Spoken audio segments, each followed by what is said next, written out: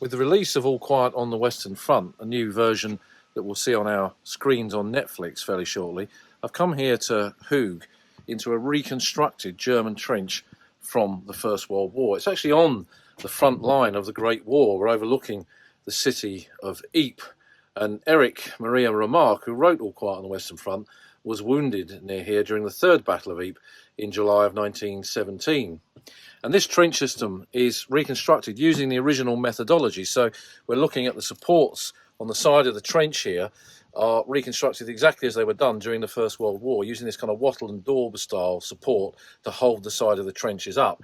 And then above it, the level of the sandbags to the parapet at the front and the parados at the back, giving a place that soldiers could be protected further by these sandbags and effectively deepening the trench. And here we are in a section of trench where we can see behind me here the firing position. So we've got the fire step itself, and then the firing position with loopholes to fire out into no man's land.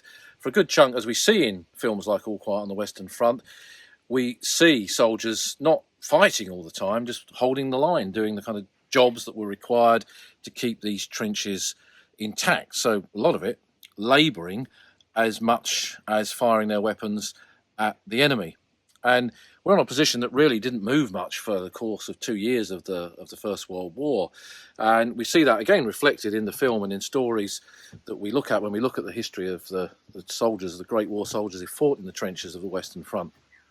And here at Hooge, we can get a kind of sense of that. There's original trenches that we can go to, which are kind of shallow depressions in the ground. But it's only when you come to this you can get a sense of what it's like. And in the new film version of All Quiet on the Western Front, we see that portrayed very well in the landscapes of the First World War that they've used, the reconstructed landscapes, using trenches like this, a bit deeper and wider for kind of Hollywood purposes to allow filming to take place.